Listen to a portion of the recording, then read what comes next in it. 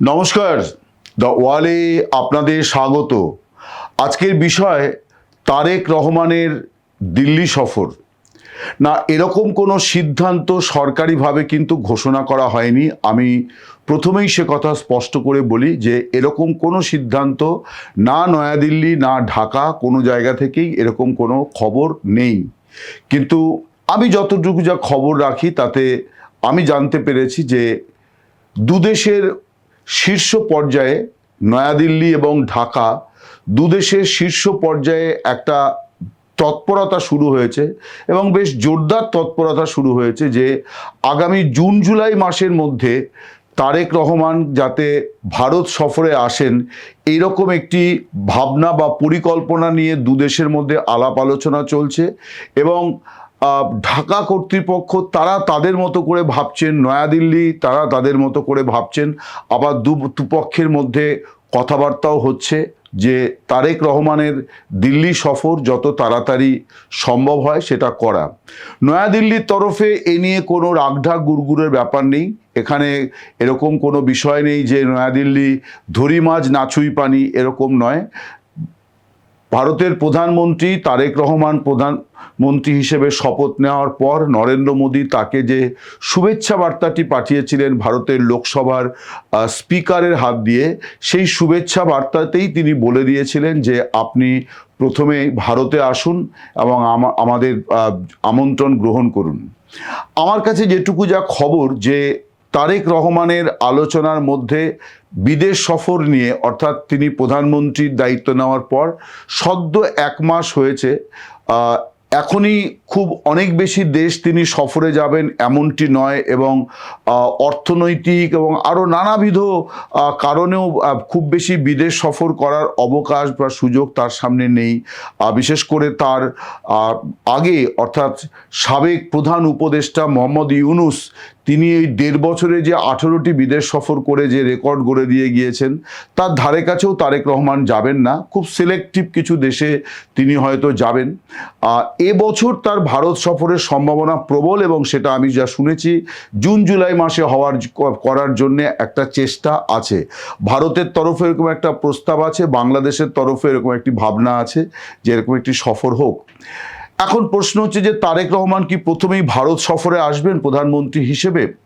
এইটা কিন্তু একটি মস্ত বড় প্রশ্ন যে তারেক রহমান বাংলাদেশের প্রধানমন্ত্রী হবেন এবং তার হাত দিয়ে বাংলাদেশ নতুন রাস্তায় হাঁটবে, নতুন বাংলাদেশ গড়ে উঠবে, এইরকম একটি শুভ আশা প্রত্যাশা ব্যক্ত করে ভারতের প্রধানমন্ত্রী তাকে প্রথম যে চিঠিটি দিয়েছিলেন সেই চিঠিটি দিয়েছিলেন, সেটি দ্বিতীয় চিঠি ছিল তারেক রহমানকে লেখা। দ্বিতীয় চিঠি সেটি হচ্ছে যখন তিনি বিএনপির অফিসিয়ালি বিএনপির চেয়ারম্যান হলেন, তখন ভারতের প্রধানমন্ত্রী বাংলাদেশে ভারতের যিনি হাই কমিশনার প্রণয় ভার্মা তার হাত দিয়ে তারেক রহমানকে একটি শুভেচ্ছা বার্তা পাঠিয়েছিলেন। সেখানে তিনি বলেছিলেন যে আমি আশা করি, আমি মনে করি যে আপনার হাত ধরে নতুন বাংলাদেশ গড়ে উঠবে।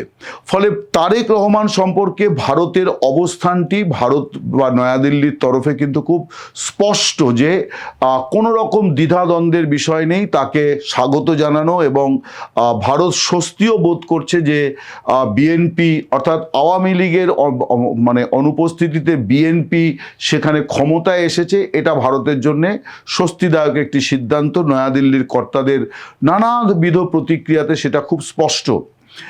এখন যে কথা আলোচনা করছিলাম যে তারেক রহমান কি ভারতেই প্রথম আসবেন, এই ব্যাপারে আমার কাছে যতটুকু যা খবর এবং আমার নিজেরও মনে হয় যে এই সম্ভাবনাটি খুব বেশি নেই, এই সম্ভাবনাটি কম। তার কারণ হচ্ছে যে এখানে আবার অনেক ভূ রাজনৈতিক কূটনৈতিক নানান বিষয় আছে। বাংলাদেশের সঙ্গে চীনের সম্পর্ক, পাকিস্তানের সম্পর্ক, আরও নানাবিধ বিষয় আছে এবং অভ্যন্তরীণ রাজনীতি, বিএনপির ভেতরে নানান ধরনের ইকুয়েশন আছে। বাংলাদেশের জামায়াতে ইসলামী তারা এখন প্রধান বিরোধী দল, যাদেরকে ভারত সরকার খুব বেশি বলা যায় যে তাদের ব্যাপারে ভারত সরকারের খুব একটা আগ্রহ নেই বা তারা ক্ষমতায় আসুক এটা ভারত চায়ওনি। যদিও বাংলাদেশের মানুষ ভোট দিলে যে কেউ সেখানে ক্ষমতায় আসতে পারে, কিন্তু প্রতিবেশীর কিছু প্রত্যাশা থাকে।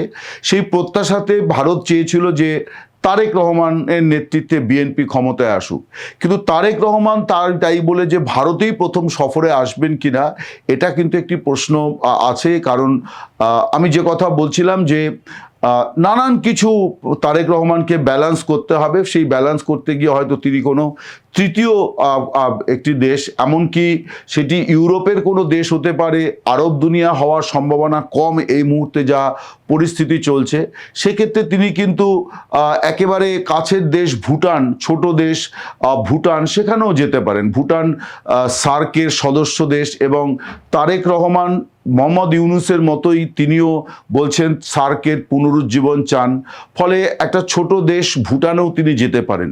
কিন্তু সেইটা যতটা না গুরুত্ব পাবে, তার থেকে অনেক বেশি গুরুত্ব পাবে তার ভারত সফর। এবং ভারত চাইছে যে যদি তিনি দ্বিতীয় সফরেও আসেন তবেও তাহলেও সেটা যেন দ্রুত হয়, অর্থাৎ খুব বিলম্বিত না হয়। তার কারণ ভারত এটা চায় যে তার প্রতিবেশীদের সঙ্গে দ্রুত সম্পর্কগুলোকে আবার স্বাভাবিক করে তোলা। তার কারণ 1.5 বছরের একটা গ্যাপ গেছে, যেখানে ভারত কিন্তু খোলাখুলি বলেছিল যে তারা এই অন্তর্বর্তী সরকারের সঙ্গে খুব মানে আন্তরিকভাবে কোনো সম্পর্ক উন্নয়নের চেষ্টা করবে না। সরকার নয়াদিল্লি অপেক্ষা করবে বাংলাদেশে একটি নির্বাচিত সরকার আসার সময় পর্যন্ত। এবং এই যে 1.5 বছর ইউনূস ছিলেন, এই সময়টাতে ভারতের দিক থেকে যেটা সমস্যা সেটি হচ্ছে যে একেবারে পায়ে পা দিয়ে ঝগড়া করার কতগুলো সিদ্ধান্ত বাংলাদেশের তরফে মোহাম্মদ ইউনূসের সরকারের তরফে হয়েছিল, যেখান থেকে ভারত অত্যন্ত বিরক্তও ছিল। এবং এই সময়তে সম্পর্কের উন্নতি তো হয়নি, বরং আমি এর আগে একটি ভিডিওতে বলেছি যে একটা অন্ধকার অধ্যায় এই 18 মাস হয়ে রইল দুদেশের সম্পর্কের ক্ষেত্রে, এবং দুদেশের নাগরিকরা তার জন্য সাফার করলেন। তাদের অনেক রকম সমস্যা হলো, ভিসা প্রদান বন্ধ ছিল, সেটা এখনও পুরোপুরি যে স্বাভাবিক হয়েছে সেটাও বলা যাবে না।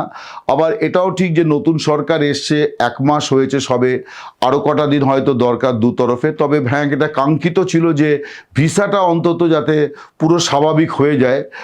আমার কাছে যা খবর যে ভারত সরকার বাংলাদেশে তাদের যে ভিসা সেন্টারগুলি আছে সেগুলির জন্য খুব জোরদার নিরাপত্তা দাবি করেছে। আমার ধারণা একই দাবি হয়তো বাংলাদেশের তরফেও করা হবে, যে ভারতে তাদের যে ভিসা সেন্টারগুলি আছে সেখানে জোরদার করা হোক নিরাপত্তা।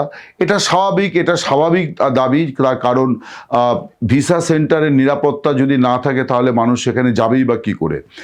যাই হোক, ফিরে আসি তারেক রহমানের ভারত সফরের সম্ভাবনার বিষয়টি, যেটুকু যা আমি দিল্লি এবং ঢাকা থেকে জানতে পেরেছি, যে এই তৎপরতার পাশাপাশি যেটা লক্ষণীয় যে একেবারে সম্প্রতি 3-4 দিন আগে ভারতে নিযুক্ত বাংলাদেশের হাই কমিশনার রিয়াজ হামিদুল্লাহ, তিনি ভারতের 2জন গুরুত্বপূর্ণ মন্ত্রীর সঙ্গে কিন্তু সাক্ষাৎ করেছেন।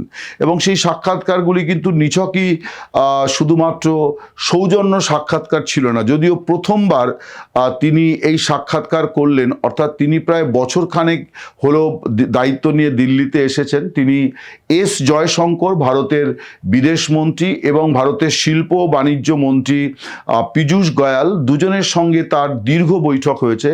এবং এই বৈঠকে দ্বিপাক্ষিক সম্পর্ক শুধু নয়, নানান ধরনের বাণিজ্যিক বিষয়ে এবং আরও নানান ইস্যু, ভিসার বিষয় নিয়ে আলোচনা হয়েছে। এস জয়শঙ্করের সঙ্গে দুদেশের সম্পর্ককে কি করে আরও উন্নত করা যায় তাই নিয়ে কথা হয়েছে, একেবারে ইতিবাচক কথা হয়েছে। এখন কেউ প্রশ্ন করতেই পারেন যে 1 বছর আগে যে মানুষটি এখানে দায়িত্ব নিয়ে এসছেন, এই 1 বছর তা কেন ভারত সরকার তার সঙ্গে দেখা করেনি বা মন্ত্রীরা কেন সময় দেননি। এটা দুর্ভাগ্যজনক যে এটা সম্ভব হয়নি। যেটা আমি বলছিলাম যে ইউনূস সরকারের সময়টাকে ভারত সেভাবে স্বীকৃতিই দিতে চায়নি, যদিও নরেন্দ্র মোদী মোহাম্মদ ইউনূস দায়িত্ব নেওয়ার পর প্রথম ব্যক্তি যিনি ফোন করে মোহাম্মদ ইউনূসকে শুভেচ্ছা জানিয়েছিলেন, কিন্তু তার প্রতিদান মোহাম্মদ ইউনূসের তরফ থেকে মেলেনি। অন্যদিকে ঢাকায় ভারতের হাই কমিশনার, তিনি হয়তো বেশি দিন সেখানে দায়িত্বে থাকবেনও না, চলেও আসবেন হয়তো কিছুদিনের মধ্যেই। তবে এখনও আনুষ্ঠানিকভাবে তার বিদায়ের ঘোষণা হয়নি। তিনি প্রণয় ভার্মা, প্রায় বছর 3 তিনি বাংলাদেশে ঢাকায় দায়িত্ব পালন করছেন, তিনি চলে আসবেন হয়তো। কিন্তু তার আগে তিনি যে বৈঠকগুলো করছেন সেগুলো কিন্তু আবার ঠিক ফেয়ারওয়েল বৈঠক নয়, একেবারেই সরকারি এজেন্ডা নিয়ে তার বৈঠকগুলি হচ্ছে। তিনি একাধিক, এতদিনে আমার ধারণা প্রায় 1 ডজন মন্ত্রীর সঙ্গে তিনি দেখা করেছেন এবং তাদের সঙ্গে দ্বিপাক্ষিক সম্পর্কের বিষয়গুলি নিয়ে কথা বলেছেন, যে কিভাবে এই মন্ত্রকগুলি ভারতের সঙ্গে কাজ করতে পারে, ভারত কিভাবে এই মন্ত্রকগুলির সঙ্গে কাজ করতে পারে, এরকম নানাবিধ আলোচনা চলছে। ফলে একটা দেশেরই রাষ্ট্রদূতেরা তারা কিন্তু অত্যন্ত সক্রিয় এই সম্পর্কটাকে আবার পুরো আগের জায়গায় ফিরিয়ে আনার জন্যে এরকম একটা আবহ তৈরি করা হয়েছে। এবং আমি আগের ভিডিওতে এটাও বলেছিলাম যে এই যে 1 মাস, এই 1 মাসে কিছু যে বিরক্তিকর অস্বস্তিকর ঘটনা ঘটেনি তা এমনটি নয়, কিন্তু ভারত কোনো প্রতিক্রিয়া দেয়নি, বাংলাদেশও কোনো প্রতিক্রিয়া কোনো বিষয়ে দেয়নি, বরং কতগুলি সৌজন্য বন্ধুত্বের দৃষ্টান্ত স্থাপিত হয়েছে। যেমন ভারতের ডিজেল কূটনীতি, অর্থাৎ বাংলাদেশ যখন এই জ্বালানি সংকটের মুখে পড়েছে, সংকট ভারতেরও আছে, তারপরেও কিন্তু ভারত সরকার খুব দ্রুততম সময়ের মধ্যে বাংলাদেশকে ডিজেল সরবরাহ করেছে এবং আরও বিপুল পরিমাণে ডিজেল এবং অন্যান্য জ্বালানি তাদেরকে সরবরাহ করা হবে, এই প্রতিশ্রুতিও ভারত সরকারের তরফে কিন্তু দিয়ে দেওয়া হয়েছে।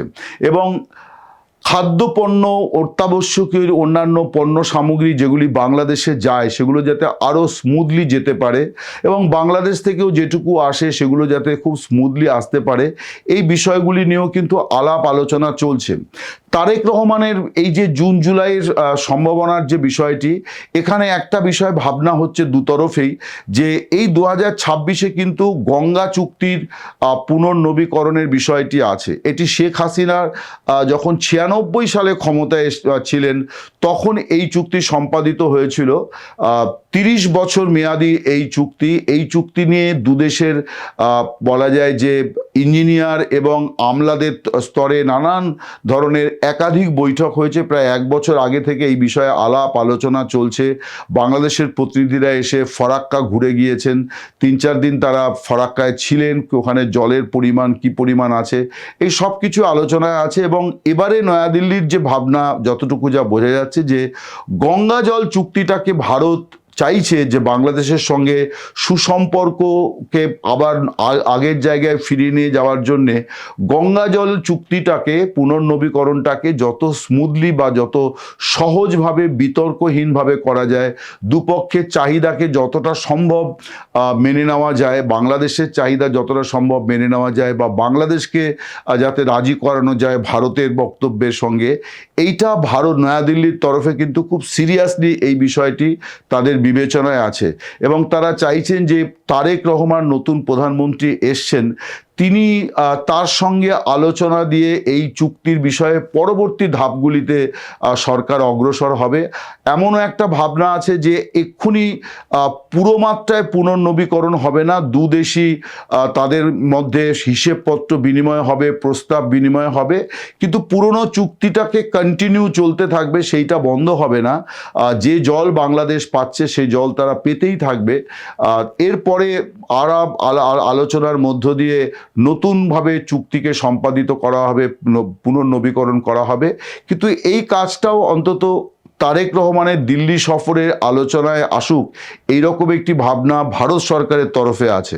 ভারত সরকারের তরফে বাংলাদেশে ভারতের যে পরিকাঠামো, দুদেশের পরিকাঠামো ব্যবহারের যে বিষয়গুলি, চুক্তিগুলি সম্পাদিত হয়েছিল, বোঝাপড়াগুলি হয়েছিল, সেগুলি চালু করা। অর্থাৎ ভারত চাইছে যে একটা শীর্ষ স্তর থেকেই এই সম্পর্ক স্বাভাবিক করার বার্তাটি যাক। এবং লক্ষণীয় যে ভারতের প্রধানমন্ত্রী নরেন্দ্র মোদী এবং তার সরকারের মন্ত্রীরা এবং সামগ্রিকভাবে সরকারের তরফে কিন্তু এখনো পর্যন্ত বলা চলে যে একটা নজিরবিহীন ইতিবাচক পদক্ষেপ বা ইতিবাচক অবস্থান নিয়ে ভারত সরকার এগোচ্ছে বাংলাদেশের নতুন সরকার সম্পর্কে। এখন দেখার যে তারেক রহমান, তার অনেক রকম কম্পালশন আছে, বিএনপির মধ্যে অনেক রকম রাজনৈতিক মতাদর্শের মানুষ আছে, বিএনপি একটি রাজনৈতিক মতাদর্শের দল নয়, যে কারণে অনেকে মজা করে বলেন যে এটা আসলে একটি ক্লাব বা মঞ্চ। তো তারেক রহমানের পার্টিতে, তার ক্যাবিনেটে ভারত বন্ধু, ভারত বিরোধী, পাকিস্তান বন্ধু, পাকিস্তান বিরোধী, চীনপন্থী, চীনকে অপছন্দ, এরকম নানান মানুষ আছেন। সবচেয়ে বড় যে বিষয়টি সেটি হচ্ছে যে ভারতের সঙ্গে যাদের সম্পর্কটা একেবারে আদর্শিক জায়গাতে একটা বড় বিরোধের জায়গা, সেই জামায়াতে ইসলামী, তারা এখন বাংলাদেশের বিরোধী দল। ফলে বিরোধী দলকে উপেক্ষা করাটাও সম্পূর্ণভাবে কোনো শাসক দলের পক্ষে সম্ভব হয় না। ফলে জামাত অঙ্কটাও তারেক রহমানকে মাথায় রাখতে হবে বিদেশ সফরের সিদ্ধান্ত নেওয়ার ক্ষেত্রে। ভারত কিন্তু চাইছে যে যত দ্রুত সম্ভব তারেক রহমান ভারতে আসুন। নমস্কার, শুভরাত্রি, সকলে ভালো থাকবেন।